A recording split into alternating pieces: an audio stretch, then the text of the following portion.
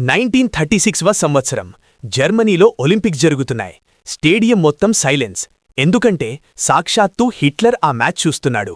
గ్రౌండ్లో ఒక భారతీయుడు కాలికి బూట్లు కూడా లేకుండా హాకీ ఆడుతున్నాడు. అతను ఆడే ఆట చూసి హిట్లర్కి మైండ్ బ్లాక్ అయింది. బంతి అతని కర్రకు అతుక్కుపోయి వెళుతుంటే అతని హాకీ స్టిక్లో ఏదైనా అయస్కాంతం దాచారేమో అని ఆ స్టిక్ని విరగ్గొట్టి మరీ చెక్ చేశారు. ఆ భారతీయుడి పేరే మేజర్ ధ్యాన్చంద్, మన హాకీ మాంత్రికుడు. ఆ మ్యాచ్ జర్మనీని చిత్తుగా ఓడించాడు ధ్యాన్చంద్. మరుసటి రోజు హిట్లర్ స్వయంగా ధ్యాన్చంద్ని తన క్యాంప్కి పిలిపించాడు. నీ దేశం నీకు ఏమిచ్చింది? ఒక చిన్న సైనికుడి ఉద్యోగం మాత్రమే కదా. జర్మనీకి వచ్చే, మా ఆర్మీలో నీకు అత్యున్నత పదవి ఇస్తాను, కోరినంత డబ్బు ఇస్తాను అని ఆఫర్ ఇచ్చాడు. హిట్లర్ ముందు నిలబడి మాట్లాడడానికే ప్రపంచం వణికిపోతున్న ఆ టైంలో ధ్యాన్చంద్ చెప్పిన సమాధానం వింటే మీకు గూస్బంప్స్ వస్తాయి.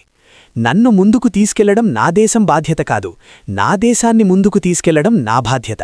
నా ప్రాణం ఉన్నంతవరకు నేను ఇండియా కోసమే ఆడతాను అని హిట్లర్ ముఖం మీదే చెప్పివచ్చాడు. మిత్రమా, ఈ రోజుల్లో చిన్న ప్రమోషన్ కోసం, కొంచెం డబ్బు కోసం పక్కవాడిని తొక్కేస్తూ ఉంటాం. కానీ నిజమైన సక్సెస్ అంటే కేవలం డబ్బు కాదు, క్యారెక్టర్. నీ దేశం మీద, నీ పని మీద నీకున్న నిజాయితీ.